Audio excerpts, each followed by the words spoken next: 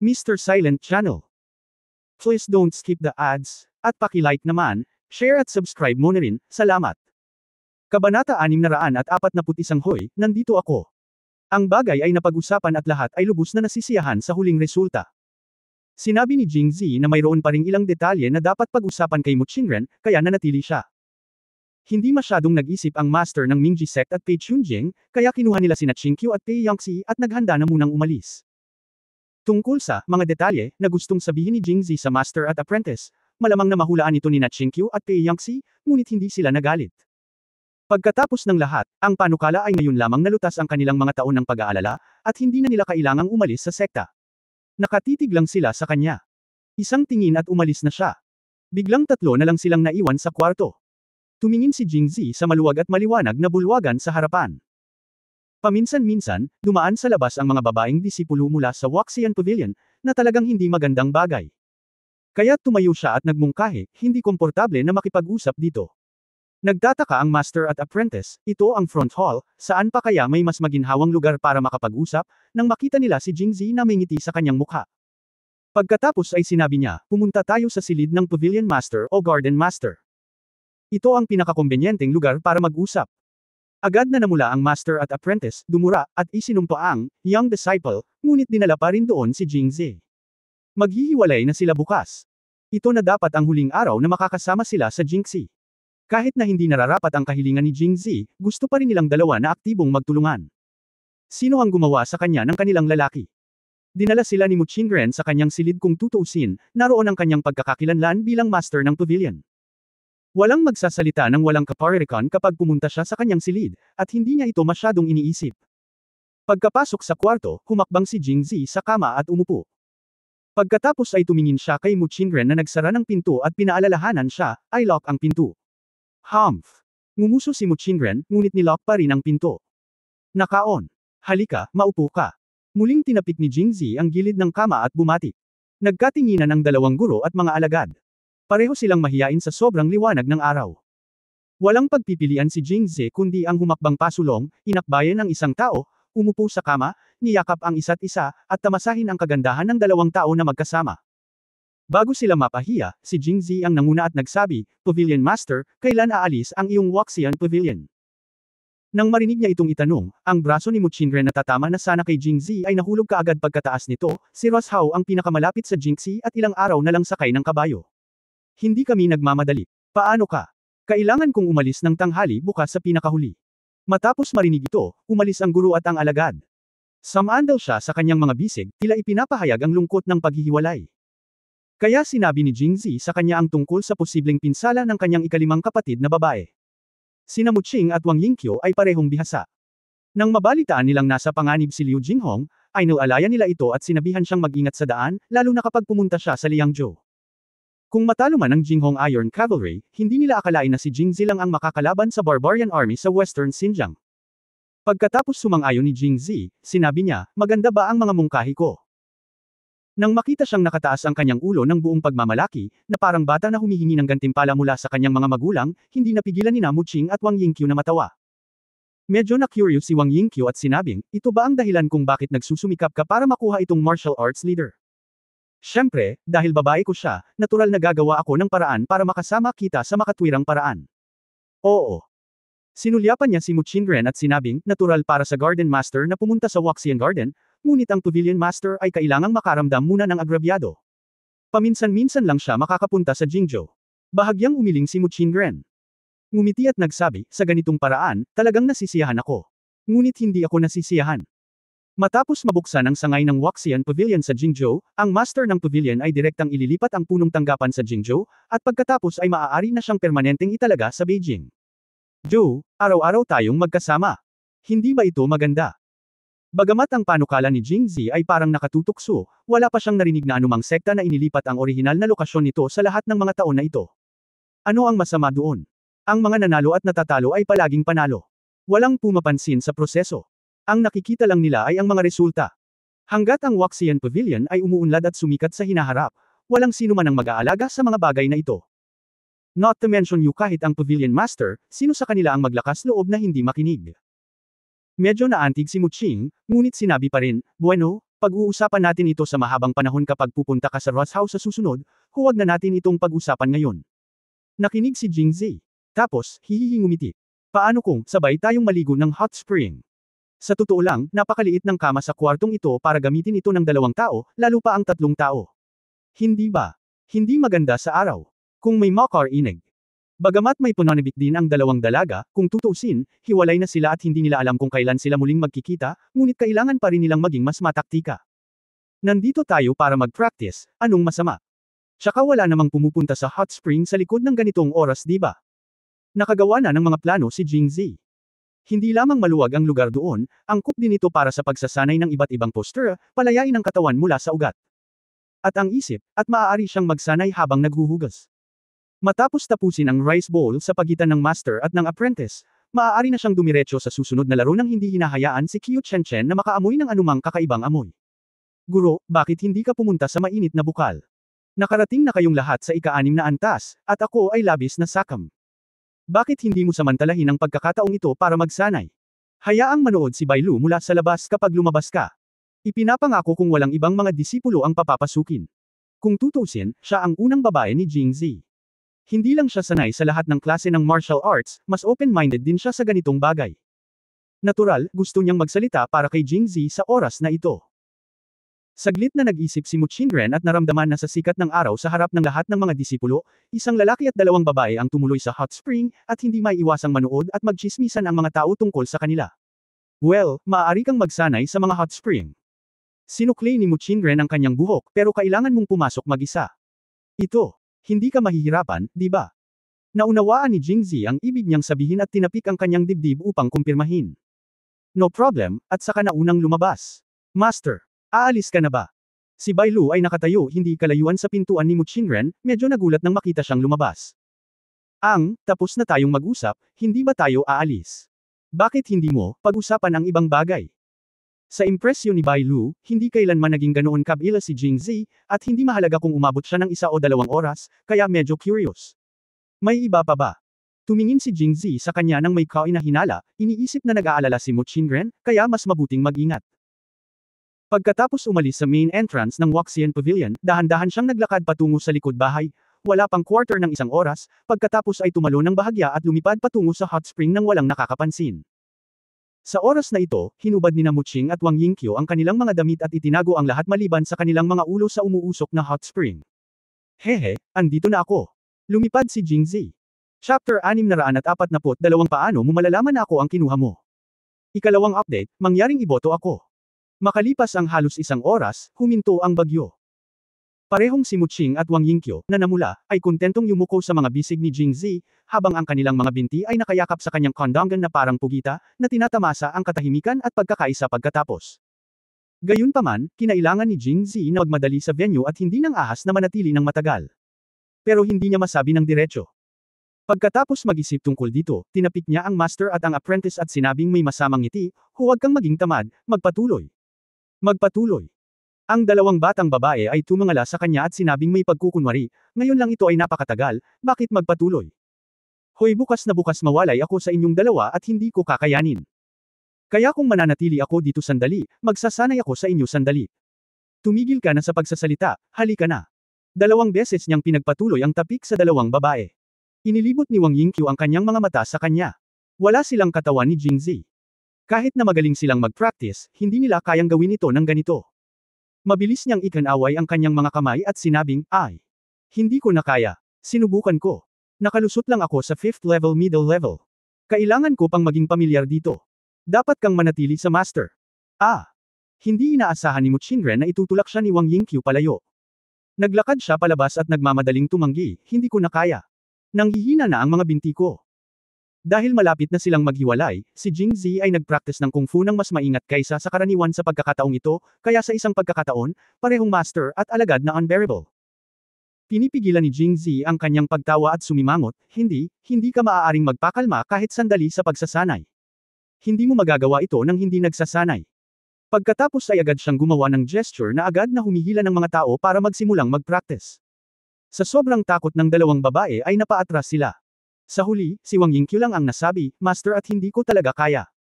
Kung gusto mo pa rin, hanapin mo ang iyong mga kapatid na babae. Hindi ba ito masama? Gusto pa rin kitang makasama. Pero hindi natin magagawa. Hanapin mo ang kapatid mo. Oh, okay.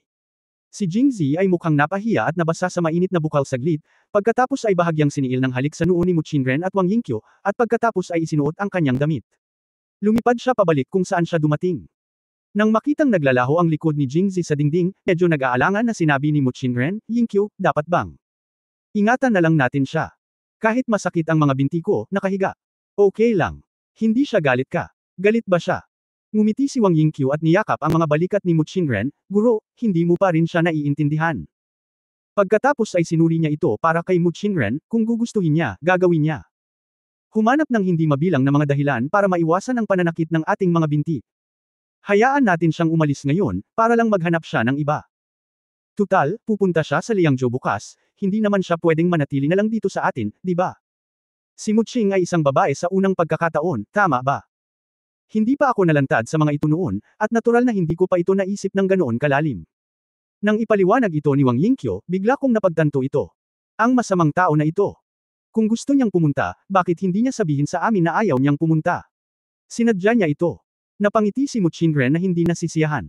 Kung diretsyong sinabi niya, natatakot siyang mawalan kami ng mukha. Mas mabuting gawin ito. Lahat ay magiging disente at komportable, di ba? Pagkatapos makinig sa mga salita ni Wang Yingqiu, tumanggo si Mu Qingren. Pagkatapos ay tinakpan niya ang kanyang bibig at ngumiti at sinabing, pero mahirap talaga para sa kanya. Sabihin mo kay Yingqiu, ganito pa rin ngayon. Kung talagang pupunta tayo sa Jingzhou, magkakaroon ng higit sa 3 o 4. Hindi na siya tatakbo magdamag. Saan ka busy? Haha, huwag ka mag-alala master. Napakatalino niyang kontrabida, dapat may paraan siya. Kinagat ni Wang Yingqiu ang kanyang mga labi at ngumisi, ngunit naisip na niya ang sinabi ni Jingzi sa kanya noon. Nabanggit na niya ang planong, sleeping with a big quilt. Mukhang matagal na niya itong pinaghandaan. Ngunit gaano kalaki dapat ang kama? Paglabas namin ng Waxian Pavilion, maaga pa, at may 1 oras pa bago magdilim. Ang time management master na si Jingzi ay hindi piniling pumunta sa Tungtian Palace para mahanap agad si Qiu Chenchen, ngunit nagplanong gumawa ng iba sa limitadong oras. Kung tutusin, magiging matinding labanan kapag pumunta siya sa Tungtian Palace, at kailangan din niyang magpahinga. Pumayag na si Qingqiu na kapag pumunta siya sa Jingzhou, magagawa niyang matugunan ang lahat ng kanyang mga kahilingan, ngunit bago iyon, nagpa siya si Qingqiu na huwag na itong hawakan muli. Kung siya ay walang hiya, maaari talaga siyang magpatuloy, ngunit gusto pa rin ni Jingzi na igalang ang desisyon ni Qingqiu, kaya pupunta siya sa Kunlun Mirror. Ang pagsakop sa Fourth Sister ay ang pinakamahirap na gawain sa mga nagdaang panahon. Malayo pa ang lalakbayin. Nang makita si Jingzi, hindi na siya hinarang ng mga disipulo ni Kunlun Mirror, ngunit magalang na tumawag, President Jing. Well, ikaw ba ay senior sister dito? Oo. Ang disipulo ay nag-alinlangan sandali, at pagkatapos ay sinabi ito. Katotohanan. Nako, nagtatanong lang ako. Nandito ako para hanapin si Master Pei Mirror. Habang pinapanood si Jingzi na pumasok, ang disipulo ay natahimik sandali, ngunit bahagyang nagulat pa rin siya, paano natin hinahanap ang ating Mirror Master, ngunit ang taong ito sa loob ay aalis na. Nasaan ang daan? Ang kalsadang ito ay patungo sa silid ng nakatatandang kapatid na babae. Babangbang. Medyo nanlumo si Jingzi, bakit nakakagawa siya ng hindi tamang tunog kahit na kumatok siya sa pinto? Sino ito? Lumabas ang medyo walang siglang boses ni Pei Yangxi. Babangbang. Hindi sumagot si Jingzi at nagpatuloy sa pagkatok sa pinto. Sa oras na ito, narinig niya ang ingay ng mga taong humihila ng mga upuan at naglalakad papasok. Yumuko si Jingzi at tumingkayad. Pagbukas ng pinto ay niyakap niya ang hita ng nagbukas ng pinto at tumakbo papasok. Pang-apat na ate, anong ginagawa mo? Gusto ni Jingzi na sorpresahin si Pei Yangxi sa bilis ng kidlat, ngunit hindi niya inaasahan na magugulat lang siya pero hindi siya masaya. Dahil nakaupo si Pei Yangxi sa gilid ng kama sa sandaling ito, bahagyang nakabuka ang kanyang bibig, puno ng pagtataka ang kanyang mga mata. Ang pang-apat na kapatid na babae ay nasa kama, kaya kung ano ang kanyang dinadala sa kanyang mga balikat. Dahan-daang ibinaba ni Jingzi ang tao, tumingin kay Qingqiu na may pagkalito din sa mukha, dahan-daang ibinuka ang kanyang bibig at sinabing, Third sister, ikaw ba? Nagulat. Bakit ka nandito? Nilunok niya ito pabalik ng pilit. Kung talagang sinabi niya ang pangungusap na ito, malamang na natapos na siya. Sumulyap si Qingqiu kay Jingzi at hindi sumagot. Sa halip, pagkatapos mag-isip sandali, nagtanong siya, sigurado ka bang ako ang balak mong kunin? Sa madaling salita, sigurado ka bang ako ang taong gusto mong sorpresahin? Dapat sabihin na pagkatapos ng pagbabago mula sa isang babae patungo sa isang babae, ang pananaw at intuition ni Qingqiu ay naging mas sensitibo. Buti na lang at ngayon lang ako nakapag-react, kung hindi baka dito ko na na-explain. Kaya't nakangiting sinabi niya, "Siyempre sigurado ako, ngunit ang sorpresang ito ay hindi lamang para sa ikatlong kapatid na babae, kundi pati na rin sa ikaapat na kapatid na babae." Naupo si Pei Yangxi sa kama at itinagilid ang kanyang ulo, hindi handang magsalita, halatang binibigyan ng lahat ng karapatang magsalita. "Shinkyo, kung ganoon, paano mo nalamang nandito ako?" "Siyempre, narinig ko ito mula sa disipulong nagbabantay sa gate sa labas. Nagel iligtas lang ito sa akin ng biyahe papuntang Xindian Gate mamaya. Akala ko ang sagot na ito ay perpekto, ngunit sino ang nakakaalam?" Agad na nagtanong si Chinkyo, "Kung gayon, paano mo nalaman na ang taong kinuha mo ay ako?" Chapter 643, Hindi na ako nagseselos, First update, please subscribe. Ang silid, na hindi maluwang, ay sobrang tahimik sa oras na ito. Hindi nakalimutan ni Chinkyo na pag-alitan si Pei Yangxi, "Tingnan mo, sinabi ko sa iyo, kahit na mayroon kayong dalawa, bilang ikatlong kapatid na babae, bukod sa pagiging masaya, paano ako magiging katulad mo at sadyang manlilibak sa iba? Ngayon ikaw ay, hindi ka pa umaamin." "Bakit umamin?" Pinaikot ni Pei Yangxi ang kanyang mga labi. "Hindi pa. Tignan mo yung pagkurap niya kapag nagsasalita, parang noong bata pa siya nagsisinungaling. Dapat hindi niya alam na nandito ako, kaya ikaw na ang susando sa kanya." "Oh, sabi mo hindi pa. Hindi sa unang lugar." Tiningnan ito ni Pei Yangxi. Nakatingin kay Jingzi, sabi niya sa pamamagitan ng pagngangalit ng mga ngipin. Hindi niya ito madalas puntahan noon, at kahit dumating siya, palagi siyang umaasal. Sa wakas ay nagkusa siyang puntahan siya minsan, at sa wakas ay gumamit ng ganoong, sorpresa, na paraan para makilala siya ngunit ang kinuha niya ay hindi siya. Paano hindi magagalit si Pei Yangxi? "Haha, oo, alam mo sa puso mo." Pagkatapos magsalita ni Chinkyo, medyo mahina ang kanyang boses, at pagkatapos ay nagsabi, "Pakiusap, gumugol ng oras sa iyong pang-apat na kapatid na babae, hindi ako mananatili dito at magiging nakakasira ng paningin." Pagkatapos sabihin iyon, tumalikod si Chinkyo at umalis. Si Jingzi ay nakatayo doon, medyo natulala. Tumayo si Pei Yangxi at sinipa siya sa puwitan, at may pagkapuot na sinabi, "Hindi mo ba nakikita na galit ang pangatlong kapatid na babae? Bakit hindi ka humabol at magpaliwanag?" Pero, medyo napahiya si Jingzi, "Nandito ako. Hinahanap mo ang pang-apat na kapatid na babae. Mukhang hindi ganoon kadali ang time management master. Siya ang namamahala at pinamamahalaan. Ano ang hinahanap mo sa akin? Maghihiwalay na tayo bukas. Ayokong magtagal sa pang-apat na kapatid na babae." "Ate, alam mo ba ang sinasabi mo? Nag-uusap lang." "Ba, hindi ako naniniwala." Sa pag-iisip ng kanyang gawin ng pagyakap sa mga tao pagkatapos pumasok sa pinto, dumura si Pei Yangxi, ngunit sa ilang kadahilanan, nakaramdam siya ng init sa kanyang puso. Ay hindi nakalimutang idagdag, "Kung mayroon kang sasabihin, maghintay ka na lang bukas o sa mga susunod na araw para sabihin sa akin. Ngayon bilasan mo at habulin ang pangatlong kapatid na babae. Pang-apat na ate, baka wala na akong oras para samahan ka bukas. Pwede na akong mabakant mamayang hapon. Kalahating araw na ang limitasyon. Balak kong ipaliwanag ang ilang bagay sa ibang sekta bukas at dumiretso kaagad sa Liangzhou. Wala na akong oras para kausapin si fourth sister." Bagamat naramdaman ni Jingzi na sa lakas ni Liu Jinghong, tiyak na hindi siya magiging kasing galing ng yaman. Ang dalawang tiktik doon ay nagsalita sa sobrang kahihiyang paraan, ngunit sila ay labis na nag-aalala sa kanilang mga puso. Palagi nilang gustong pumunta sa Liangzhou sa lalong madaling panahon. Sa huli, magde-delay sila mamayang hapon at aalis pa rin bukas. Bakit hindi? Maraming oras sa susunod na mga araw. Nang makitang tulala si Jingzi, namula si Pei Yangxi at nagpaliwanag, "Babalik tayo sa Kunlun County mula Jingxi at mula Jingxi hanggang Liangzhou. Sasamahan kita. Wala ka pa bang oras?" Malabo na naalala ni Jingzi na sa mapa ng Angguo na nakita niya, tila hindi nasa iisang linya ang Kunlun County at Liangzhou, at hindi sila close, kaya bakit sila pumunta sa daan? Ngunit sa oras na ito, walang oras upang kunin ang mapa at magtanong ng detalyado, kaya muli ko lang makumpirma, "Talaga?" "Oo, talaga. Okay, pupunta ako sa kalsada kasama si fourth sister bukas." Pagkatapos sabihin iyon, binuksan ni Jingzi ang pinto at tumakbo palayo. "Lumabas ka." Bilang isang babae na nagkaroon na ng relasyon kay Jingzi, pakiramdam ni Chinkyu ay nagmature na siya, at nalampasan na niya ang mga bagay na ito at hindi na muling magagalit. Pero sa hindi malamang dahilan, medyo hindi pa rin siya komportable. Paglabas ng Waxian Pavilion, mas malapit ito sa Xindian Gate kaysa sa Kunlun Mirror. Gayunpaman, pinili ni Jingzi ang malayong bahagi sa halip na pumunta sa Xindian Gate. Sa halip, dumiretso siya sa Kunlun Mirror. Ano ang ibig sabihin nito? Hindi pa niya na-enjoy ang intimate gesture ng pagyakap sa isang tao pagkapasok niya sa pinto. Bagaman nasiyahan siya ngayon, naranasan niya ito sa ngalan ng iba. Gayun din, nagsinungaling si Jingzi kay Pei Yangxi. Lahat ng uri ng mga bagay ay magkakaugnay, at si Chinkyu ay hindi nasisiyahan. Tila ang nakukuha mo ay palaging mas mahusay kaysa sa hindi mo nakukuha. Kung alam ko lang, hindi ko hahayaang magtagumpay siya ng ganoon kadali. Napabuntong hininga si Chinkyu sa kanyang puso.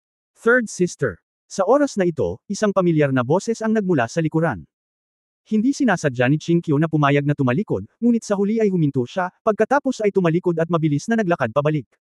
Third sister, hintayin mo ako. Hinabol siya ni Jingzi at pinigilan, Third sister, bakit hindi ka tumigil? Bakit hindi ka huminto? Sumulyap si Chinkyu sa kanya, ang kanyang boses ay magaan, at ang kanyang galit na ekspresyon ay nasa kanyang mukha na. Sa mukha niya, parang sinasabi niya sa iba, galit ako at kailangan ko ng mag-comfort sa akin. Galit si third sister. Bakit ako magagalit? Hoy, galit siguro ang pangatlong kapatid dahil hindi ako nagpunta sa Qingyang Gate para hanapin ka tapos niyakap ko ang pang-apat na kapatid, di ba? Tinalakay ni Jingzi ang bagay na iyon. Tamaan ng pako sa ulo. Si Chinkyu ay mapurol at tahimik. Kung gayon, paano nalaman ni third sister na hindi ako pumunta sa Qingyang Gate para hanapin ka? Nakapunta ka na ba? Kung siya ay pumunta sa Qingyang Gate at narinig na siya ay pumunta sa Kunlun Mirror, ang iba pang bagay ay ipapaliwanag. Gayunpaman, bago matapos ang pag-aliw sa sarili ni Chinkyu, tumawa si Jingzi at sinabing, "No go." Natigilan si Chinkyu, pagkatapos ay nagalit at itinulak si Jingzi palayo. Tumakbo si Jingzi palapit sa kanya, nang walang sabi-sabi sa pagkakataong ito, at direktang binuhat siya sa baywang. Hoy, anong ginagawa mo? Ibaba mo ako. Huwag mong isipin na hindi na ako magagalit. Medyo nagpumigla si Chinkyu sa una, ngunit pagkatapos ay sinadyang hampasin siya ng malaking kamay ni Jingzi matapos asikasuhin ang protrusion sa likod niya ng ilang beses, naging mas matapat siya, ngunit nakapaut ang kanyang bibig. Third sister, alam mo ba na ang pinakamahusay ay natitira hanggang sa huli? Noong una ay nagplano akong ayusin ang lahat ng mabilis, at pagkatapos ay pumunta sa Qingyanman para makipag-usap ng maayos kay third sister. Anong sasabihin?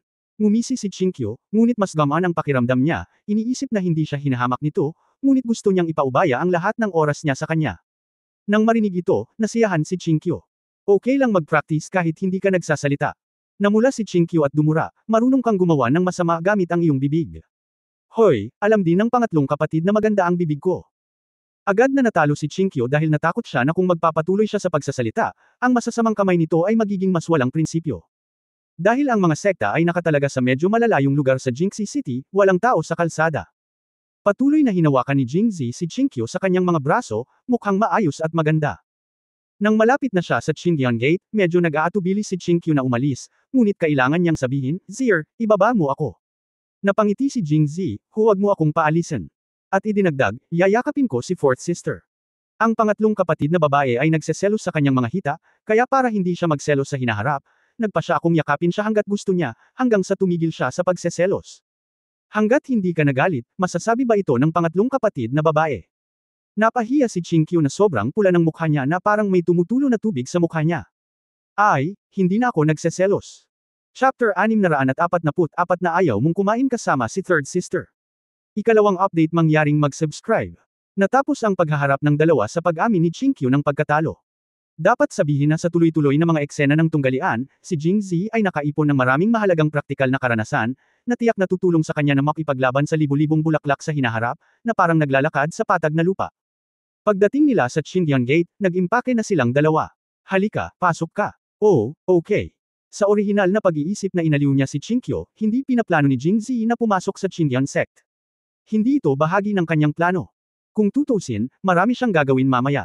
Ngunit kung aalis siya ngayon, tila lahat ng lakas na ginugol niya sa pag-aayos kay Chinkyu ngayon ay masasayang, kaya kinagat niya ang bala, ngumiti, at pumasok. Nag-aalala pa rin siya na maaaring hindi siya naantig sa kanyang emosyonal na pagganap ngayon, kaya hindi niya pinansin ang panata na ginawa niya sa umaga at naghanda na sundan siya. Anong ginagawa mong tulala ka dyan? Pumasok ka. Oh. Sa oras na iyon, nakarating na siya sa labas ng pinto ng silid ni Chinkyu. Marahil dahil sa kanyang pagkakonsensya, si Jingzi ay laging may naiisip na hindi maganda kapag narinig niya itong patuloy na, "Pasok." Pagkatapos ay inutusan ni Chinkyu ang kanyang mga disipulo na dalhin ang pagkain. Mukhang simula nang magkakilala tayo, hindi ka na nakakakain ng maayos kasama si third sister. Oo. Nang makita ang abalang tingin ni Jingzi, medyo hindi nasiyahan si Chinkyu. Bakit, ayaw mong kumain kasama si third sister? Oo. Kung gayon bakit ka distracted? Third sister. Saglit na nag-isip si Jingzi at sinabing, akala ko, hihilingin sa akin ang ikatlong kapatid na babae na aliwin siya tulad ng pang-apat na kapatid na babae. Anong ginagawa mo para i-comfort siya?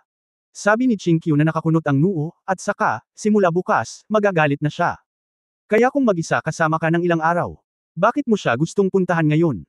Oy, alam din ng pangatlong kapatid na babae na ang pang-apat na kapatid na babae ay babalik sa akin. Yeah, I wanted to go with you.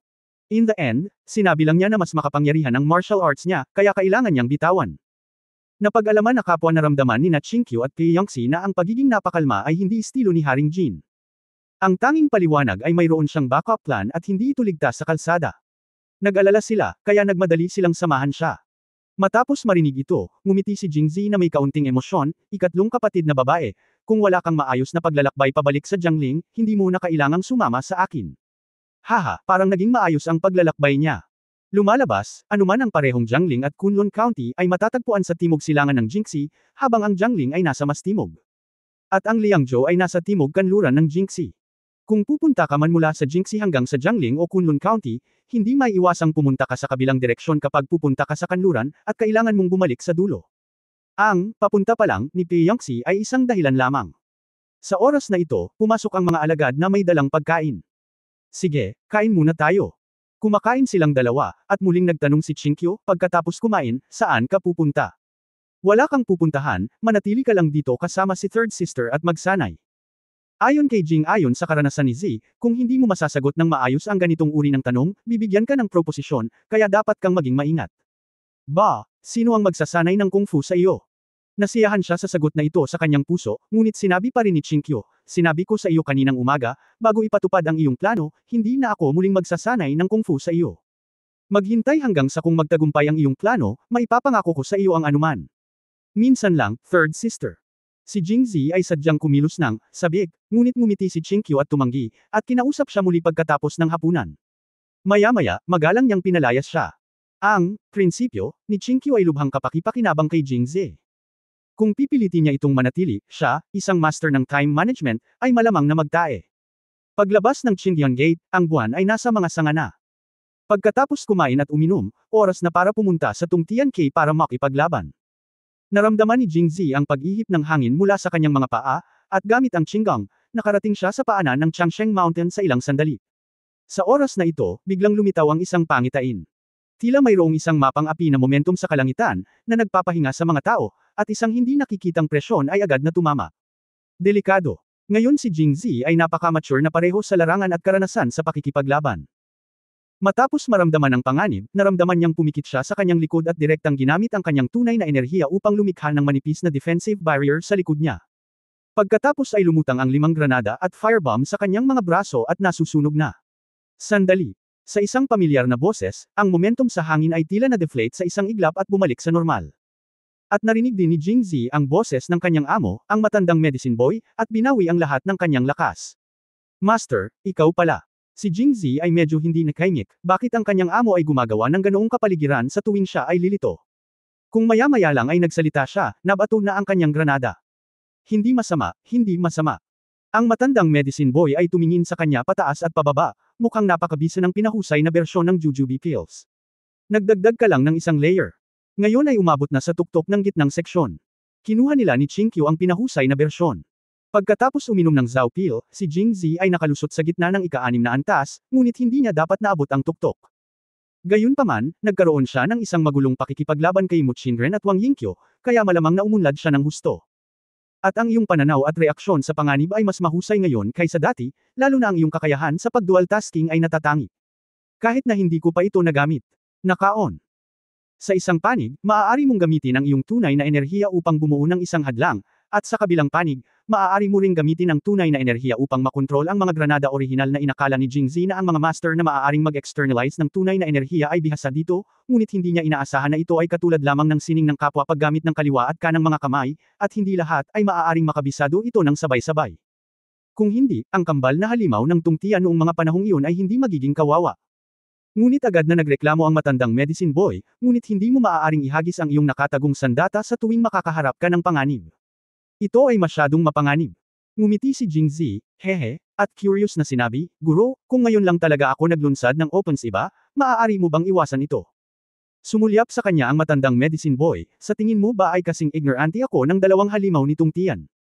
Okay lang ang trick mo na ito laban sa hindi handa na master. Kung handa ang kalaban, mahihirapan kang magtagumpay. Kaya, okay lang na gamitin ang hidden weapon na ito bilang icing sa cake, at okay lang na gamitin ito ng biglaan sa panahon ng stalemate mo. Magkaroon ng foothold sa mundo, kailangan mo pang patuloy na pagbutihin ang iyong antas. Oo, guru. Disipulo, mangyaring sundin ang iyong mga tagubilin. Ang matandang medicine boy ay tumanggo ng may kasiyahan at nagsabi, dahil ang pinahusay na bersyon ng jujube pills na ito ay napakabisa, maaari mo ring pagsikapan at pag-aralan ito sa kamakailang panahon. Magiging master ka kapag kaya mo. Guro, ilang pinahusay na jujube na table task sa tingin mo ang kailangan kong inumin upang pumunta mula sa kalagitnaan ng ika-6 na antas patungo sa antas ng master? Walang pag-aalinlangan na sinabi ng matandang medicine boy, sa konserbatibong pagsasalita, kailangan kong uminom ng 4 pang table task bago mo ganap na maabot ang master level. Kabanata 645 pagsama sa punong ministro sa pagsasanay ng Kung Fu, unang update, mangyaring mag-subscribe. 4 na table task. Natigilan si Jingzi dahil binigyan siya ng matandang medicine boy ng kabuuang 5 enhanced jujube pills. Pagkatapos uminom ng isang tableta kasama si Chinkyo, mayroon lamang 4 na tableta. Kung gayon kailangan mong kainin silang lahat.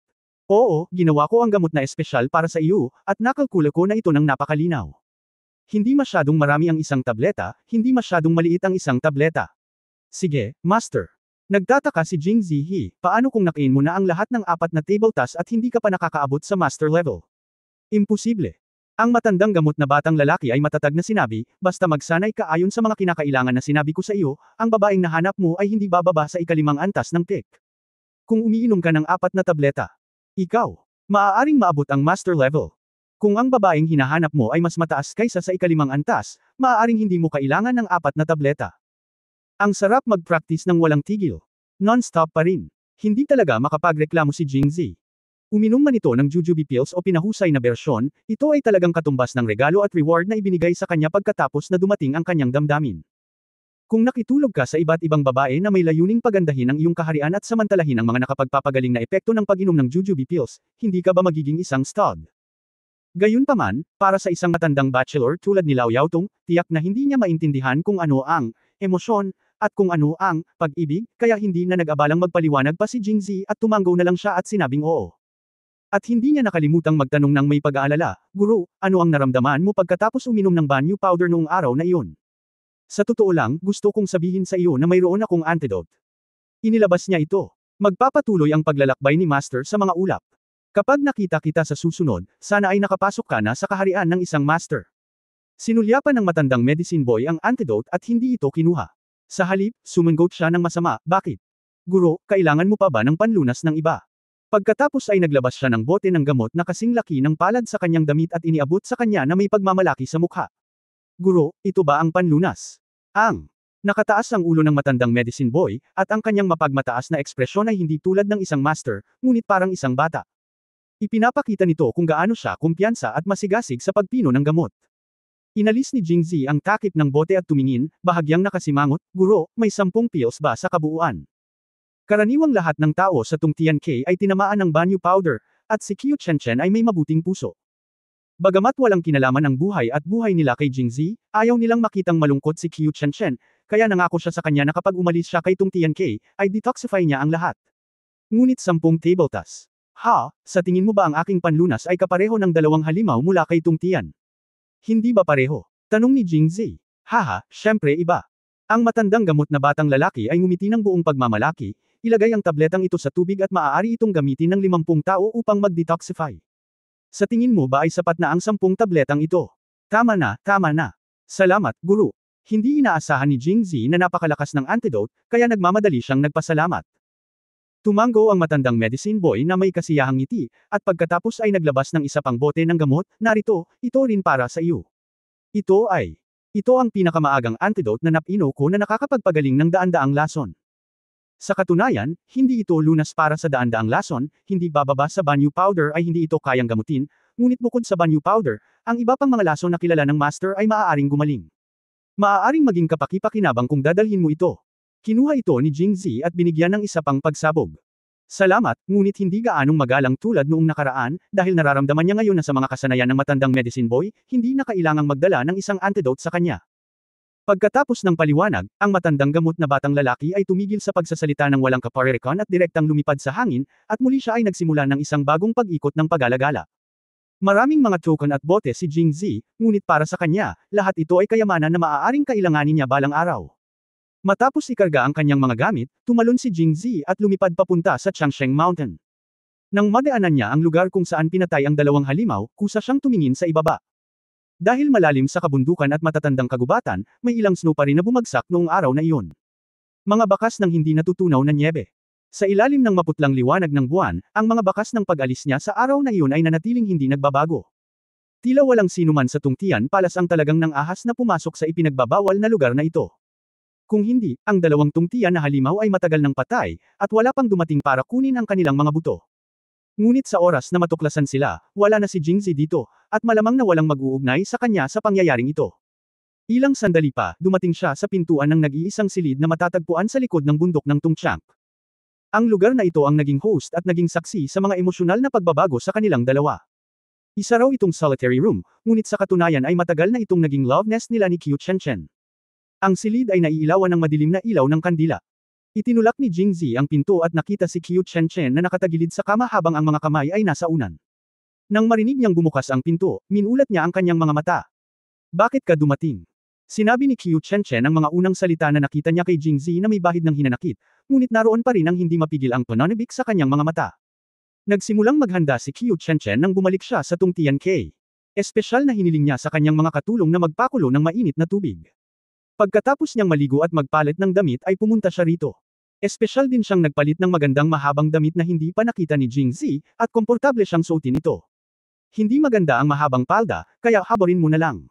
Naulit ito ng ilang beses, at sa wakas, sa takot na isipin ni Jingzi na siya ay slutty, isinuot niya ang mahabang palda, humiga sa kanyang tabi sa kama, at hinintay si Jingzi sa isang tamad at kaakit-akit na poster. Ngunit naghintay siya, at sa wakas ay nakatulog siya. Hindi nagpakita si Jingzi. Nang muli niyang imulat ang kanyang mga mata ay lumapit na ito sa kanya. Parang walang kabuluhan ang mga naunang kilos na iyon kaya puno ng hinanakit ang tono ng boses niya. May naantala ito, ngunit ito ay isang magandang bagay. Kaya kinuha ni Jingzi ang antidote. Ginawa ng aking amo ang panlunas sa banyo esen. Pagkatapos ay sinabi niya sa kanya kung paano gamitin ito. Tumingin si Qiu Chenchen kay Jingzi, ang kanyang mga mata ay puno ng mga bituin. Napakabait mo sa akin. Ikaw ang babae ko. Kung hindi kita tretuhin ng mabuti, sino ang ituturing kong mabuti? Lumapit si Jingzi, niyakap si Qiu Chenchen, at sinabing, ayaw pa rin akong sundan ni Chenchen. Umiling si Qiu Chenchen, mas mabuting manatili ako. Hindi ako mahuhuli para umalis pagkatapos mong maipaghiganti ang lahat ng iyong paghihiganti. At nalaman kong maaaring pinagdudahan ako ni Haring Jin kamakailan. Direkta niyang tinalakay ang maraming bagay sa pinuno ng hindi sinasabi kahit kanino. Marahil dahil sa kompetisyon ng martial arts, naging sensitibo siya lalo na. Kung makakagalaw na naman siya. Kung makakagalaw na naman siya. Kung ilang sandali pa ay gagawa siya ng maaga. Okay, pagkatapos ay magmadali ako. Maghiganti, at pagkatapos ay pumunta sa Jingzi upang kunin si Chenchen. Well, malumanay na sumang-ayon si Qiu Chenchen, at pagkatapos ay mahinang sinabi, nakatulog lang ako ng mahimbing, at napakagaan ng loob ko ngayon. Aalis ang asawa ko bukas, sa tingin ko ay hindi. Makakapag-practice lang ako ng kung fu kasama ang asawa ko. Buong gabi na, sabi ng asawa ko, okay. Well, okay. Sa pagtingin sa sobrang kaakit-akit na mga mata ni Qiu Chenchen, si Jingzi ay naging labis na nasasabik at naglabas ng tunog mula sa kanyang lalamunan. Pagkatapos, hinaipan ni Qiu Chenchen ang mga kandila at inilagay ang kanyang pinong kamay ng jade sa leeg ni Jingzi. Kabanata 646 na kabanata 650 maliban kung makakapunta ka sa Jingzhou, ikalawang update mangyaring mag-subscribe. Sa madaling araw ng susunod na araw, si Qiu Chenchen ay parang isang binibini na nakikita ang kanyang asawa para sa isang paglalakbay, isinusuot ang kanyang mga sapatos at damit at iniimpake ang kanyang mga bagahe. Gayunpaman, si Qiu Chenchen ay parang underground lover ni Jingzi. Dahil hindi siya ma-expose sa harap ni King Jin at Tungtian K, kapag nawala na ang privacy ng maliit na bahay na ito, hindi na siya nang ahas na magpakita ng ganoong intimate side kay Jingzi. Sa makatuwid, sa okasyon ng paghihiwalay, inakbayan ni Qiu Chenchen ang leeg ni Jingzi at hinaplos ito saglit, na may nakakaawang hitsura ng pag-aatubili na nagparamdam sa mga tao ng pagkadurog ng puso. Chenchen, hintayin mo ako. Well, kanina pa kita hinihintay dito, naghihintay na sunduin mo ako. Nang sabihin niya ito, napuno ng luha ang kanyang mga mata, ngunit niyakap pa rin niya si Jingzi at naglakad palabas. Go, fifth sister ay nasa Liangzhou at mas kailangan ka kaysa sa amin. Oo. Naglagay ng malalim na halik si Jingzi sa noo ni Qiu Chenchen at lumipad palayo ng hindi naglakas loob na lumingon. Ang daming babaeng nakapaligid sa kanya, mas bumibigat ang pasan niya. Pagkatapos niyang ayusin ang mga pangyayari sa Liangzhou at bumalik sa Jingzhou kasama si Liu Jinghong, nagplano siyang maglaan ng oras para salakayin si Su Jinping. Palagi niyang nahuhukay ang ebidensya na si Haring Jin ay nag-recruit ng mga tropa at nilayon niyang maghimagsik sa paglipas ng mga taon at ibinigay ito sa kanya. Naglabas ng utos si Emperor An na arestuhin siya, na pinilit ang hari ng Jin na magkusa na magsimula ng digmaan. Sa oras na iyon, maaaring pamunuan ni Jingzi ang mga tropa kasama si Liu Jinghong upang hulihin ang hari ng Jin. Kung hindi niya sinasadyang mapatay siya, ito ay nasa loob ng katanggap-tanggap na saklaw. Kapag namatay na si Haring Jin, maaaring sundan siya ni Qiu Chen pabalik sa Jingzhou, at unti-unting matatapos ang puzzle ng kanyang harem. Si Jingzi ay hindi sentimental na tao. Kung hindi, siya ay magiging malungkot kapag nakipaghiwalay sa bawat babae, at wala siyang oras na gumawa ng anupaman. Dahil nag-aalala siya na huli na ang lahat at maaapektuhan siya nang makitang bumalik sa mansyon ni Prinsipe Jin mula sa labas, sinadya ni Jingzi na dumating ng mas maaga at bumalik ng madaling araw. Ngunit minamaliit pa rin niya ang pagiging masigla ng mga sektang ito. Sa oras na ito, ang labas ng palasyo ni Prinsipe Jin ay napapaligiran na ng mga disipulo mula sa iba't ibang sekta. Siyempre, lahat sila ay mula sa maliliit na sekta. Maaaring narinig nila ang tungkol sa lihim na pagpupulong ni Jingzi sa tatlong malalaking sekta kahapon, at narinig din nila na parehong maganda ang hitsura ni Master Mingji at Master Peijing nang umalis sila sa Waxian Pavilion. Ipinapakita nito na naabot nila ang isang konsenso sa kooperasyon ng pribado. Saka bakit sila ni-reserve? Kaya't, madaling araw, dumating ang mga tao mula sa iba't ibang sekta at sekta, na natatakot na si Jingzi ay makalusot pabalik sa Jingzhou. Nandito na si President Jing. Biglang sumigaw mula sa karamihan, at sa isang iglap, si Jingzi ay napapaligiran ng mga tao. President Jing, ang axe gang natin ay gustong makipagtulungan sa Imperial Court. At ang hammer gang natin. Dagdag pa ang bombing sky gang natin. Huwag mong iwanan ang aming kultong nakakasira ng lupa. Ang ilan ay hindi sikat at napaka. Ang pangalan ng nakakagulat na sekta ay lumitaw, na nagpasunog kay Jingzeli sa labas at malambot sa loob. Pero ayos lang, dahil nakakatipid siya sa problema sa partikular na pag-abiso sa kanila. Lahat, mangyaring tumahimik at makinig sa akin. Idiniin ni Jingzi ang kanyang kamay, at sa wakas ay natahimik ang lahat. Sa oras na ito, bumukas ang pinto, at narinig ni Nasumoyan at Feng Lianro ang ingay at nagmamadaling lumabas. Kung gusto mong makipagtulungan sa Imperial Court, syempre magagawa mo. Ngunit kailangan mong isulat ang pangalan ng iyong sekta at ang lungsod kung saan ka nabibilang. Ito ay magiging mas madali para sa amin na direktang pumili ng lokasyon sa iyong lungsod kapag nagbukas kami ng isang pahayagan sa hinaharap. Tungkol sa mga usapin ng partikular na pakikipagtulungan, kailangan nating maghintay hanggang sa dumating ang oras, hindi ba? Tama si President Jing. Isang grupo ng mga tao ang agad na tumugon, ngunit may nagtanong, President Jing, hindi ka na namin makikita sa hinaharap. Sinong pupunta? Hahanapin ka namin mamaya. Mr. Feng. Pagkatapos mong mag-sign up, pirmahan mo ito sa 2 kopya. Pipirmahan ko rin ito bawat item. Kapag nagbukas tayo ng dyaryo, maaari kang pumunta doon gamit ito.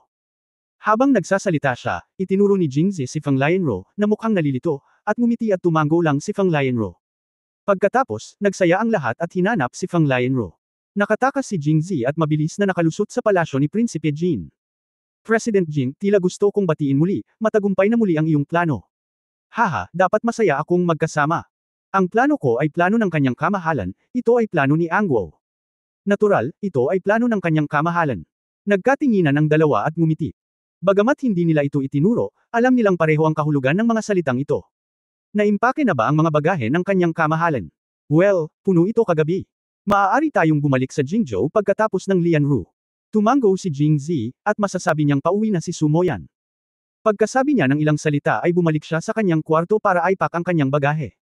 Ang kanyang bagahe ay medyo maliit at medyo simple.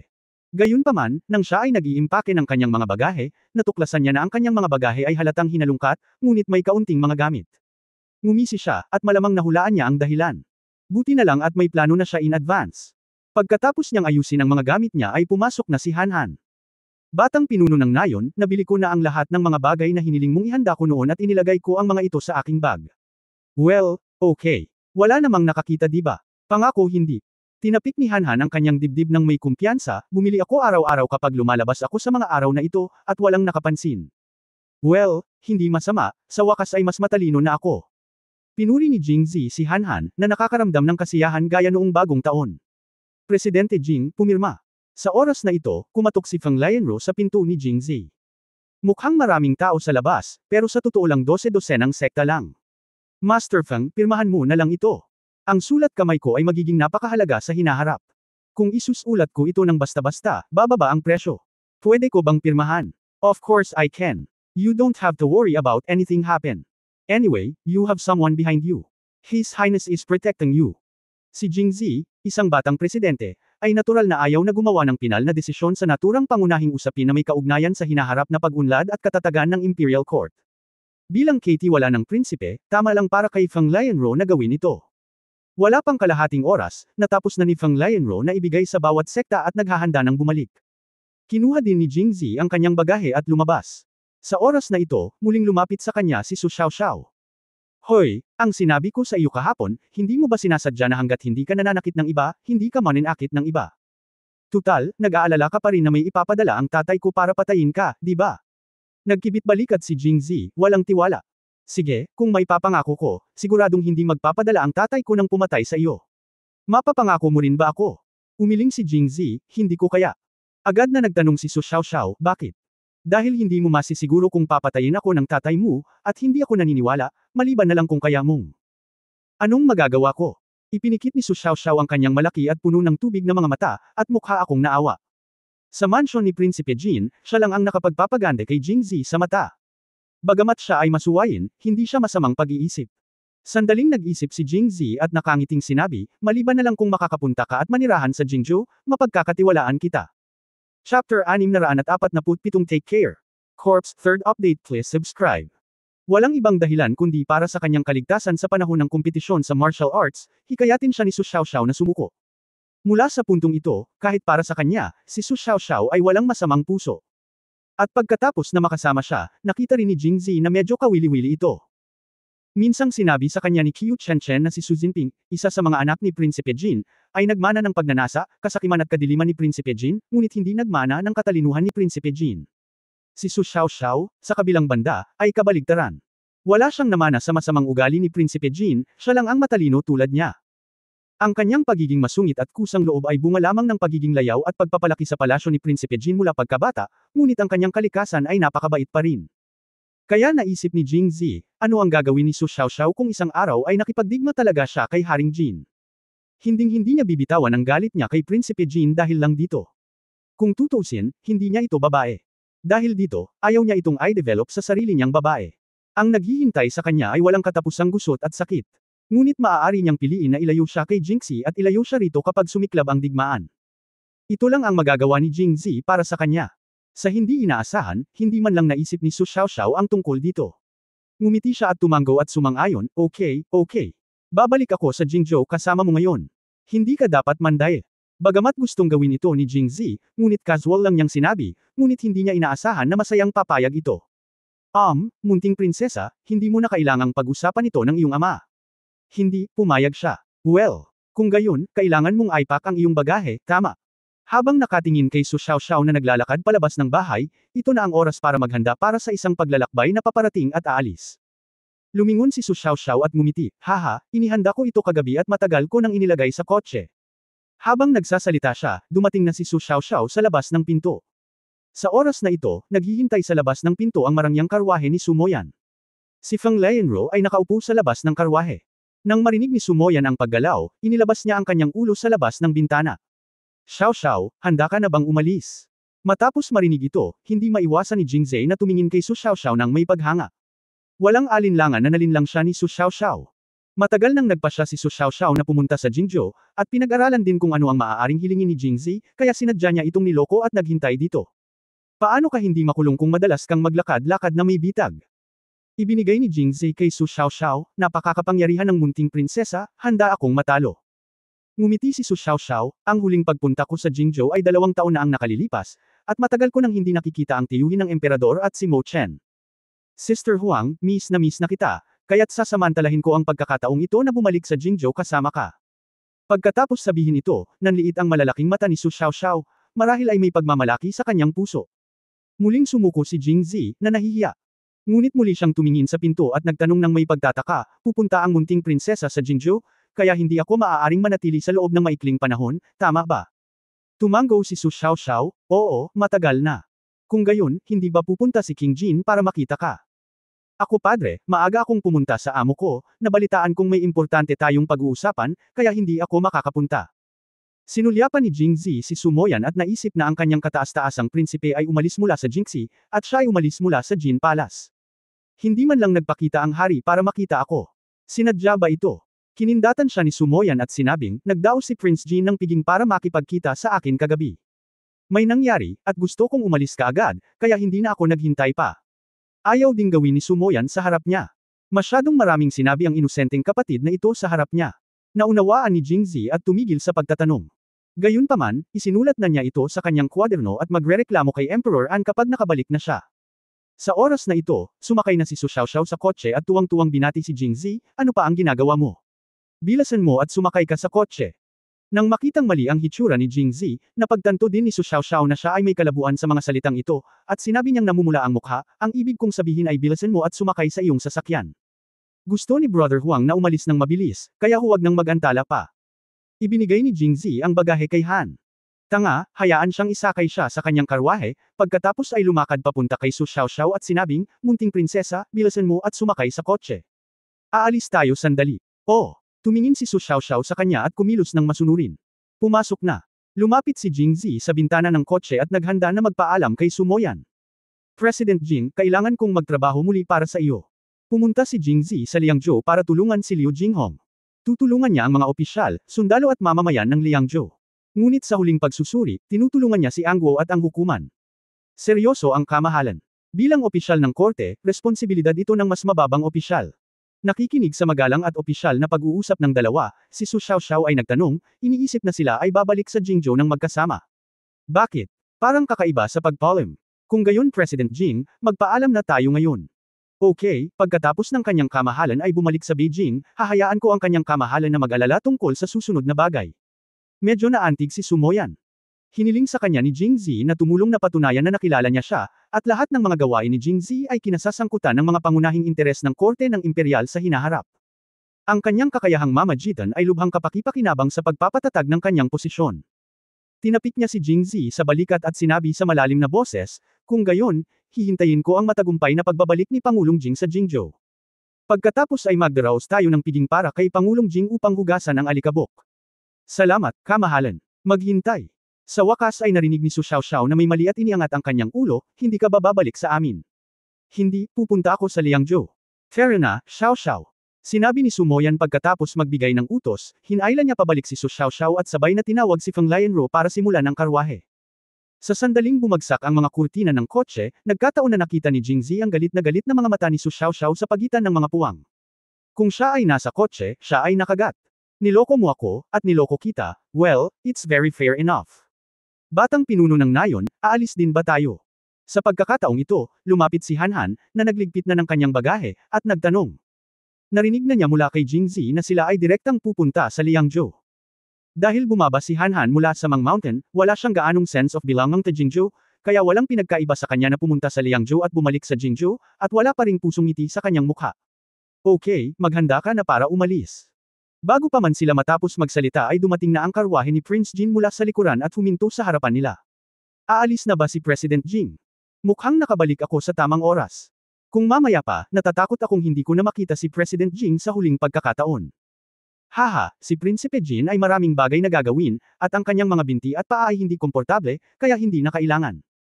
Ikaw ay bumalik lalo na para ibigay ito sa akin. Sadyang binigyang diin ni Haring Jin ang salitang huling paglalakbay. Ang lahat ay hindi tanga, kaya hindi magalang si Jingzi at direktang inilabas ang kanyang binti na sinaksak ni Luli para kutsain siya. Haha, President Jing, magandang paglalakbay. Haha, Prinsipe Jin, ingatan mo. Ang katawan. Pagkatapos sabihin ang huling pangungusap, yumandar na ang sasakyan ni Jingzi, at umalis siya kahit naririnig niya ito o hindi. Lumabas ka. Chapter 648 Maganda ba ako? Unang update mangyaring mag-subscribe. Noong umalis ako kahapon, malamang natakot akong dumaan sa paghihiwalay. Parehong sinabi ni Qingqiu, Muqing at Wang Yingqiu, guro at disipulo, kay Jingzi na babalik sila ng maaga ngayong umaga at hindi na siya makikitang muli. Kaya si Jingzi ay sumakay ng karwahe at nagmaneho palabas mula sa South Gate ng Jingxi City. Sa labas ng gate, si Pi Yongxi ay nakasakay sa isang matangkad na kabayo na naghihintay sa tabi ng kalsada. Dahil maraming karaniwang tao at mga disipulo mula sa ibang mga sekta ang dumarating at umaalis, kaya si Pi Yongxi ay hindi humakbang, ngunit direktang sumakay. Nang bumalik si Jingzi, muli niyang tiningnan ang mapa ng Angguo at alam niyang aabutin ng wala pang 10 araw ang paglalakbay mula Jingxi hanggang Liangzhou, at kung direktang dumiretso siya sa silangan mula Jingxi hanggang Kunlun County, malamang na magtatagal ito kaysa sa pagpunta sa Liangzhou. Maging mas mabilis. Ngunit sinabi ni Pi Yongxi, sa daan lang. Naiintindihan ni Jingzi ang pagkakaibigang kasama. Pagkalabas ng lungsod, ang karwahe ay nagmaneho sa kahabaan ng pangunahing kalsada sa direksyong timog-kanluran. Marahil dahil nasa digmaan ang Liangzhou sa buong taon at masyadong atresado kumpara sa Jingxi o iba pang mga lungsod, kakaunti ang pipiliing pumunta sa Liangzhou kung walang partikular na kagyat na bagay. Jojo, kaya mas kaunti ang mga taong naglalakad sa kalsadang ito tuwing weekday, at ang kalsada ay naging mas makitid na may napakakaunting mga pedestrian sa kalsada. Nang mawala na sa labas, binuksan ni Jingzi ang kurtina at tumingin sa harapan. Sa oras na ito, si Pei Yangxi ay nakaupo sa kabayo, nakaharap sa mainit na araw sa kalangitan, naghihintay sa kanila doon. Sa oras na ito, nagkaroon ng oras si Jingzi upang tingnang mabuti si Pei Yangxi. Ang dahilan kung bakit kailangan niyang tingnang mabuti ay dahil si Pei Yangxi ngayon ay iba sa dati, ito man ay ang kanyang damit o makeup. Ang orihinal na Pei Yangxi ay nagsusuot ng kakaibang navy blue na uniforme sa pagsasanay ng Kunlun Mirror araw-araw, at ang kanyang mahabang buhok ay nakatali ng isang laso, lahat ay nakatali sa kanyang likuran.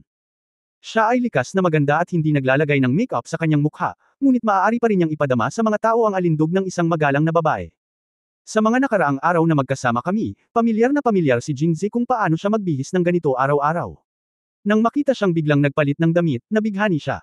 Ngayon, si Pei Yangxi ay hindi na nakasuot ng navy blue na uniforme sa pagsasanay, ngunit nagpalit na ng isang snow white spun yarn na sinulid na hanggang sahig na damit. Buti na lang matangkad siya, at sakto lang sa kanyang balingkinitang bukong-bukong ang palda ng damit. Sa bawat pag-indayog ng iyong mga paa, ang mga palamuting tassel ay lilipad at iindayog sa hangin na nagdaragdag ng kaunting pagiging mapaglaro. Ang kanyang baywang ay nakatali ng isang moon white belt na perpektong nakabalangkas sa kanyang payat na baywang. Maluwag dapat ang mahabang palda, ngunit ganap itong nahawakan ng kanyang mainit na figure. Nagdagdag ito ng maraming alindog. Ang pink na laso na kanina pa nakatali sa ulo ay tinanggal niya, at ang itim niyang buhok ay bumuhos na parang ulap, nakakalat sa kanyang baywang, na medyo nakakalat ang hitsura, matikas ang kanyang ugali, at isang manipis na layer ng palbo ang nilagyan sa kanyang mukha para i-enhance ang gwapo na niyang mukha. Ang hitsura ay nagdaragdag ng maraming kagandahan. Ang kanyang mukha ay parang peach blossom, ang kanyang katawan ay parang isang mahinang willow na nakaharap sa hangin, ang kanyang mga kilay ay parang bundok sa tagsibol na may ulan, ang kanyang mga mata ay parang magiliw na tubig sa taglagas, ang kanyang mabituing mga mata ay kumikislap sa liwanag ng bituin, na may kaunting lamig, siya ay tumingin sa malayo, at ang kanyang buong katawan ay puno ng pakiramdam ng pagtanggi at distansya. Panlabas na kawalang interes. Ang Pei Yangxi ngayon ay puno ng pagkababae. Dati, iniisip ko lang na one-of-a-kind beauty ang fourth sister, comparable to the other sisters, pero ngayong nagpalit na siya ng outfit at ipinaray sa simpleng make-up, tumaas na naman ang beauty niya. Hindi maiwasang isipin ni Jingzi, kung ang pangatlong kapatid na babae, na nagsusuot ng Daoist robe araw-araw, ay magpalit din ng damit ng ganito, magiging napakaganda niya. Umupo si Pei Yangxi sa kabayo, malalim ang kanyang mga mata, at hindi niya alam kung ano ang iniisip niya. Ngunit nang makita niyang papalapit ang karwahe ni Jingzi, bumantong hininga siya, halatang lumuwag ang ekspresyon ng mukha niya, naging mas kalmado rin ang malamig niyang mga mata, at mukhang kalmado siyang lumapit. Gayunpaman, nang makita niya na ang tingin ni Jingzi ay bumagsak sa kanyang mukha, hindi gumagalaw na parang nahuhumaling, ang kanyang mga earlobe ay agad na uminit at namula ito ang kakaibang pisikal na reaksyon ni Pei Yangxi. Kapag siya ay nahihiya, walang malinaw na reaksyon sa ibang lugar. Ngunit ang mga earlobe ay magbabago ng maaga. Siyempre, karaniwang hindi siya nahihiya kapag weekdays. Bukod kay Jingzi, kakaunti ang nakakaalam ng sikretong ito. Kung tutusin, noong bata pa siya, silang dalawa ang madalas na magkasama. Gayunpaman, si Jingzi ay walang oras upang bigyang pansin ang gayong mga banayad na pagbabago sa kanyang katawan sa oras na ito, dahil siya ay nalalasing sa kagandahan ni Pei Yangxi at gumagawa pa rin ng mga kalkulasyon sa kanyang isip. Ang pang-apat na kapatid na babae ay sa ngayon ang pinakahirap niyang lupigin. Siyempre, maliban sa panganay na kapatid na si Luli, kung tutusin, wala siyang masyadong totoong pakikipag-ugnayan kay Luli. Bukod sa pakiramdam na medyo nakakaawa ang karanasan ni Luli sa buhay, wala siyang ibang iniisip. At mula sa nakaraang pakikipag-usap kay Pei Yangxi, malalaman niya na walang ideya si Pei Yangxi na maging asawa niya, o dahil sa kapabayaan ni Jingzi kaya ayaw niyang isaalang-alang ang posibilidad na ito. Nangako si Jingzi sa kanya noon na kapag tapos na siya sa kanyang trabaho, mag-isa siyang pupunta sa Kunlun County para tamasahin ang mundo ng dalawang tao kasama niya. Nagplano rin siyang maglunsad ng matinding opens iba laban kay Pei Yangxi noon, na malamang na mas madali. Gayunpaman, ngayong si Pei Yangxi ay, nasa kalsada, kasama niya, aabutin ito ng 4 o 5 araw. Kung abandonahin si Hanhan, magiging mundo ito para sa dalawa. Inilibot ni Jingzi ang kanyang mga mata, at nasa isip niya ang plano. Hoy, anong tinitingin-tingin mo? Sa oras na ito, nakarating na ang karwahe sa gilid ni Pei Yangxi. Ngayon lang noong siya ay nasa malayo, ang nag-aalab na tingin ni Jingzi ay bumagsak ng diretso kay Pei Yangxi, na nagpanik at medyo nahihiya. Nagkunwari lang siyang hindi nakita at nakaramdam ng kaunting pagmamalaki sa kanyang puso, kaya ko rin pala. Hayaan siyang mabigani. Noong nasa Jinxie City sila, Muchinren man o Wang Yingqiu, talagang hindi nasisiyahan si Pei Yangtze sa kanilang hitsura, ngunit hindi niya matiis na mag-makeup at palaging pakiramdam na hindi siya normal. Ngunit kapag walang ibang tao sa paligid, hindi niya iniisip na magbago sa isang bagay na mas pambabae, at ang reaksyon ni Jingzi ay walang alinlangan na nagpapatunay na ang kanyang alindog ay kasing ganda pa rin ng iba. But the key point is, kahit sumilip ka sa malayo, pero nakatitig ka pa rin sa mga taong ganito kapag kaharap mo sila, hindi mo ba alam na mahihiya ang iba? Kaya tinitigan niya ng masama si Jingzi at galit na sinabi. Ah! Nagising si Jingzi sa mga salita, ang kanyang mga mata ay ganap na lumipat mula sa gitna hanggang sa itaas na bahagi ni Pei Yangtze, at pagkatapos ay ngumiti siya at sumagot, tingnan mo si fourth sister. Ito ay malinaw na isang pahayag, ngunit binigyang kahulugan niya ito bilang isang tanong, at si Pei Yangtze ay nagalit. Hindi naman sa hindi mo pa nakikita, kaya bakit gusto mong makita ang ginagawa ko? Dahil mukhang maganda. Diskarte, magsimula ngayon. Hindi inaasahan ni Pei Yangtze na magiging matapang at walang hiya si Jingzi, lalo na sa harap ni Han Han, kaya agad siyang gumawa ng malaking kaguluhan. Ngunit pagkatapos mag-isip sandali, isang tusong tingin ang sumilay sa kanyang mga mata. Ikaw ang unang nagsabi nito, kaya ako ang may kasalanan kung bakit ako nagtanong. Kung hindi ka sumagot ng maayos, tingnan kung paano kita haharapin. Kaya bahagya siyang ngumiti, gwapo ba talaga ako? Kabanata 649, bumaba si Fairy sa lupa, ikalawang update, mangyaring mag-subscribe. Kung paanong hindi inaasahan ni Pei Yangtze na biglang magtatanong ng ganoon si Jingzi, hindi rin inaasahan ni Jingzi na biglang magiging matapang si Pei Yangtze, hindi niya ito estilo. Ngunit ang mga ito ay hindi mahalaga. Dahil nagtanong ka, wala akong lakas ng loob na hindi sumagot. Hindi ba maganda ang fourth sister? Sa sandaling itinaas ni Pei Yangtze ang kanyang kilay, agad na sinabi ni Jingzi, she's so pretty. Ngayon ko lang nakita ang fourth sister mula sa malayo at hindi ako naglakas loob na kilalanin siya. Kung hindi ka ako, ang sinabi ng ikaapat na kapatid na babae, akala ko ito ay isang engkanto mula sa langit na bumababa sa lupa. Ang diwata ay bumaba sa lupa. Bagamat nagpasya siyang parusahan si Jingzi, halos mabulunan siya sa kanyang mga sinabi. Ang pambabala na ito ay napakasimple. Bukod sa makapal ang balat niya, natatakot ako na walang makagagawa. Oo, sa aking paningin, ang pang-apat na kapatid na babae ay isang diwata.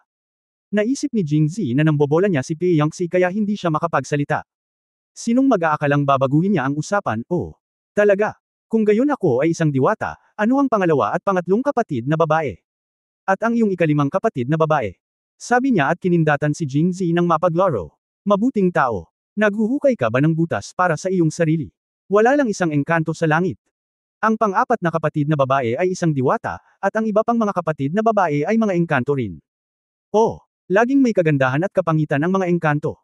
Bago pa matapos magsalita si Pei Yangtze, agad na tinakpan ni Jingzi ang kanyang bibig, huwag kang magtanong, magtanong ka lang. Pareho silang maganda. Pareho silang maganda. Sample, gusto mo pa rin akong ituloy. Natigilan si Pei Yangtze, pagkatapos ay bamantong hininga, umiling, at sumilay ang ngiti sa kanyang mga mata. Ang kakayahan ng kanyang kapatid na magsalita ay hindi maihahambing sa mga ordinaryong tao, at siya ay palaging isang clumsy na nagsasalita. Karaniwan siyang nakikipag-usap gamit ang isang espada, kaya normal na hindi niya ito makausap. Pero, parang hindi ko na siya matatalo ngayon. Kung iisipin mo ito sa paraang ito, napakalaki pa rin ang kita na talunin siya ng maraming beses noong bata ka pa. Pagkatapos sabihin, nagpatuloy siya sa paglalakad. Nag-isip sandali si Jingzi at sinabi kay Han Han, Han Han, sumakay ka ng kabayo. Itong karwahe. Itinuro ni Jingzi ang makitid na landas sa kanyang harapan at sinabi, tingnan mo, sa isang makitid na kalsada, kahit na walang nagmamaneho, maliligaw ba ang kabayong ito? Umiling si Han Han na parang hindi talaga kaya. Pang-apat na kapatid na babae, halika sa kotse. Mas mabuting sumakay ako ng kabayo. Kung si Jingzi lang, hindi siya magiging ganito, pero kung tutusin, may tagalabas dito, kaya tahimik na namula ang mukha niya. Pang-apat na kapatid, ang libangan ni Han Han ay ang pagsakay sa kabayo. Ikaw rin ang pangunahing tauhang babae ng Kunlun Mirror. Hindi mo ba magagamit ang iyong estilo para mapasaya si Han Han? Sabi ni Jingzi, sinipa si Han Han. Oo, gusto kong sumakay ng mga kabayo. Kung gayon. Okay. Medyo nag-aatubili na sabi ni Pei Yangtze, pagkatapos ay kinuha ang sarili niyang bagahe at tumalon mula sa kabayo. Bumaba si Han Han sa kabayo at sumakay sa kabayo, habang iniunat ni Jingzi ang kanyang kamay. Kung ito ay isang klasikal na pag-iibigan, ang kanyang diskarte ay mauunawaan, ngunit si Pei Yangtze ay isang pangunahing tauhang babae na may hindi kapani-pani walang husay sa pakikipaglaban at maaaring lumipad sa kalangitan sa pamamagitan lamang ng pag-angat ng kanyang mga paa. Tila siya ay higit na napaatras nang inabot niya ito upang hilahin siya. Ngunit pagkatapos matigilan sandali, iniunat pa rin ni Peyangxi ang kanyang kamay. Kaya, ang eksena ng isang pang-anim na antas na master na humila ng isa pang pang-anim na antas na master sa kotse ay nahuli ni Hanhan. Hindi niya maiwasang umiling, sa mundo ng mga masters, I don't got it. Hindi na hinintay ni Jingzi na hilahin si Peyangxi papasok sa kotse, hawak ang malambot at walang buto niyang kamay, at hindi na binitawan. Sa huli, napailing si Peyangxi na namumula ang mukha. Hindi ito sineryoso ni Jingzi at nakangiting sinabi, pang-apat na kapatid, naisip ko noong una na kailangan nating maghintay hanggang sa pumunta tayo sa Kunlun County bago natin simulan ang ating mundo ng magkasama, ngunit hindi ko inaasahan na ang fourth na kapatid na babae ay hindi makapaghintay ng higit sa akin. Huwag kang magsalita ng walang kaparirikon, I'm just on my way. Sino ang hindi makapaghintay? Inilibot ni Peyangxi ang kanyang mga mata sa kanya at nagtama. Oo, hindi ako makapaghintay. Ang pang-apat na kapatid na babae ay hindi gusto. Ito ay isang paraan. Nang marinig ito ni Jingzi, mas namula si Peyangxi, medyo parang nakonsensya. Ngayon ay naririnig na niya ang lahat madaling mag-overthink. Pagkatapos ay iniba niya ang usapan at naglabas ng isang pares ng makantab na damit na gawa sa manipis na silver material mula sa kanyang bagahe. Zir, ito ang parang salamin na damit ng ating Kunlun Mirror. Hindi ito maarok ng mga ordinaryong espada. Mas ligtas kung isuot ito. Kinuha ito ni Jingzi at tiningnan. Ang kasuotang tulad ng salamin, na ito ay gawa sa ito ay hinabi sa manipis na mga sinulid na parang mga sinulid na pilak. Dahil napakahusay ng paghabi, kung hindi mo titingnang mabuti, akalain mong ito ay isang buong piraso ng tela, kumikinang na parang salamin. Kaya't tinanong niya, pang-apat na kapatid na babae, ang kasuotang ito ba ay parang salamin ay kapareho ng damit na may sinulid na pilak sa hukbo ng Southern Chi? Nakipag-ugnayan si Jingzi sa silver-threaded na damit ng Southern Chi Army. Ang dahilan kung bakit sila matapang at mahusay sa pakikipaglaban ay salamat sa mga damit na may sinulid na pilak. Ang bonus, mula sa kung ano ang tunog, ay halos kapareho ng Ru Jingyi. Matapos marinig ito, dumura si Peyangxi, ang Yinsui ay peke lang natin, paano ito maihahambing sa Ru Jingyi?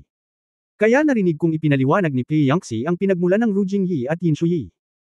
Noong nasa tungtian palas-papala si Chigulo, minsan ay nakipagkaibigan siya sa isang alagad ng Kunlun Mirror, kaya ipinakita niya ang sekreto ni Ru Jingyi. Nang maglaon, nang tumalikod siya sa tungtiyang at pumunta sa Southern Chi, sinundan niya ang Long at gumawa ng damit na may sinulid na pilak. Ang mga prinsipyo ng dalawa ay magkatulad, ngunit maraming mga pangunahing teknolohiya ay hindi matutunan ni Chigulong sa pamamagitan lamang ng pagtingin sa mga ito. Sa makatuwid, ang Yinsui ay magkatulad lamang sa hitsura, at hindi nito natutunan ang kakanyahan ng Mirror Yi. Ngunit kahit na ito ang kaso, hindi nito dapat ipagpaliban ang kapangyarihan nito. Nang marinig ito, hindi napigilan ni Jingzi na magtanong, kung gayon, hindi lang sinakta ni Chigulong si Tung Tiankei, kundi pati na rin ang ating Kunlun Mirror. Tumango si Peyangxi.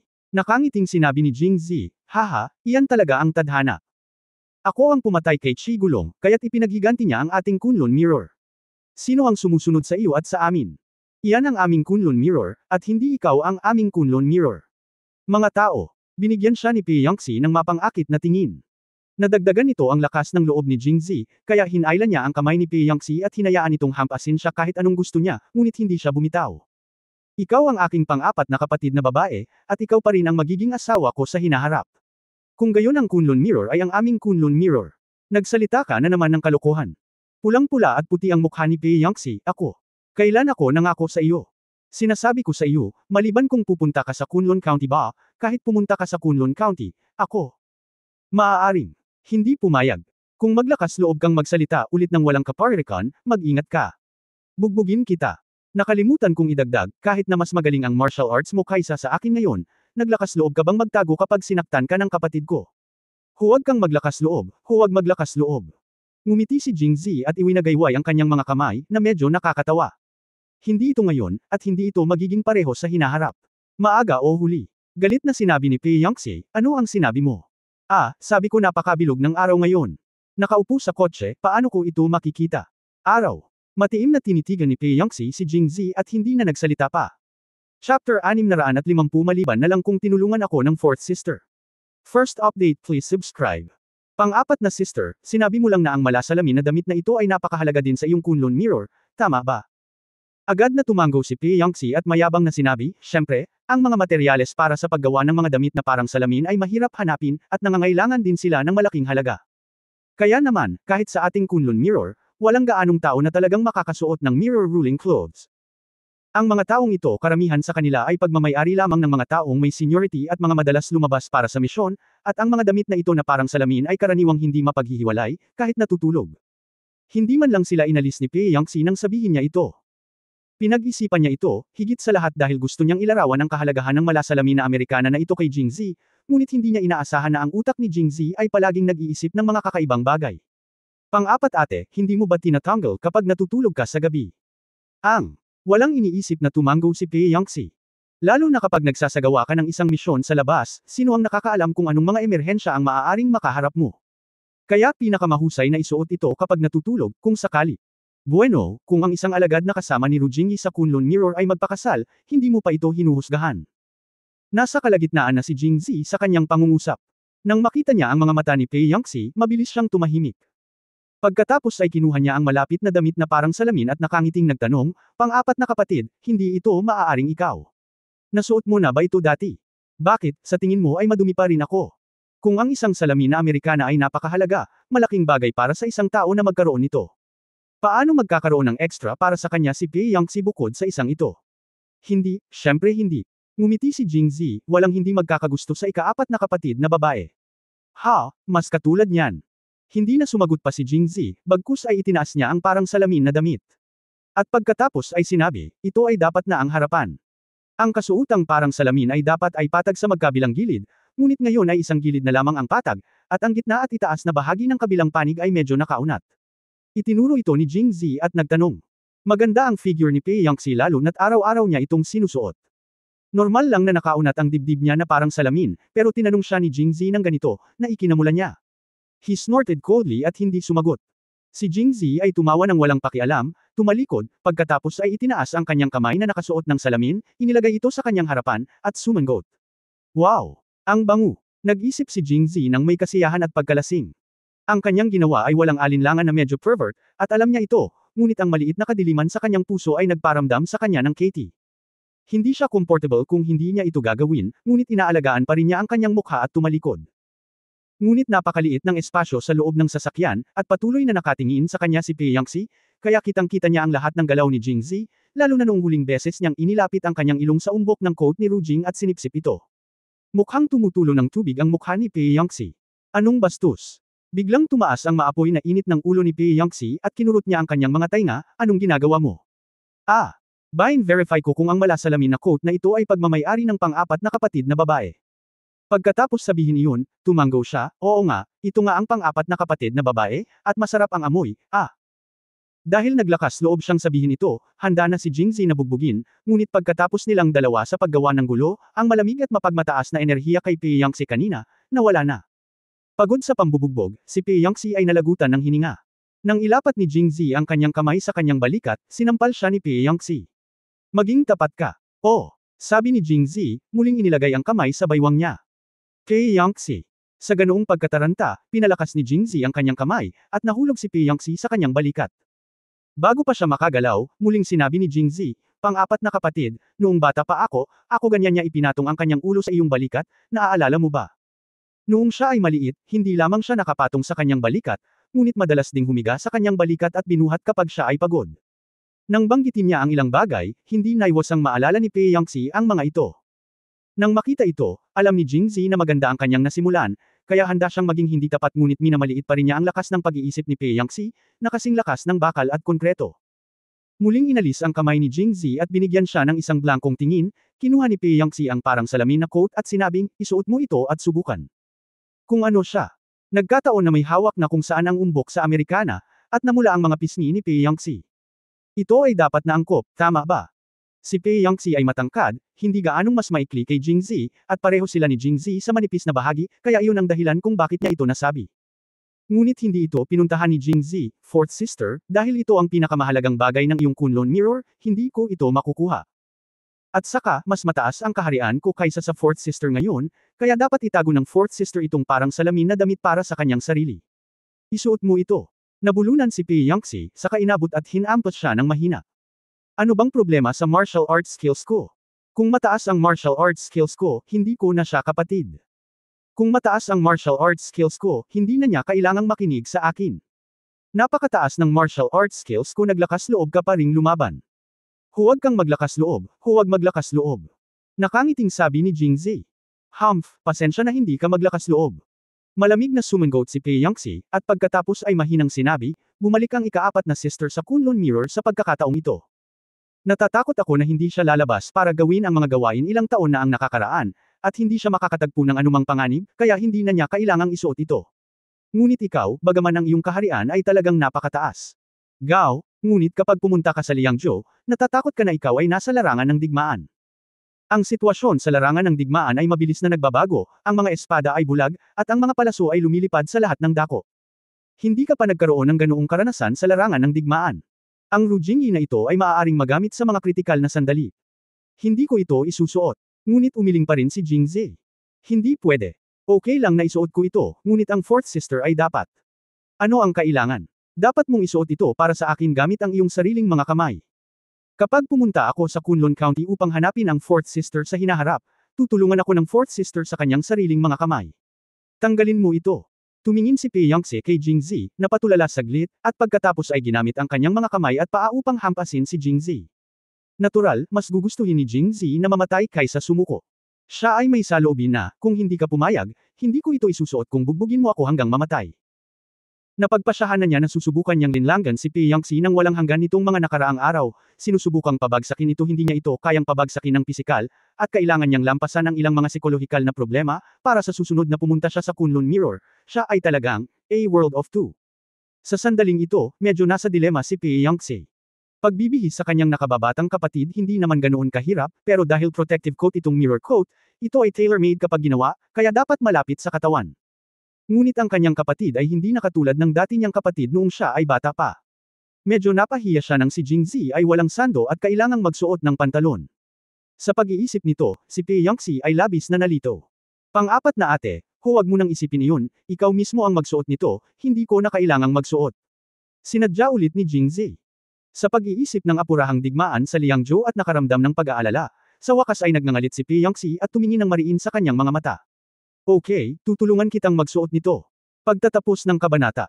For more updates, click on the notification bell.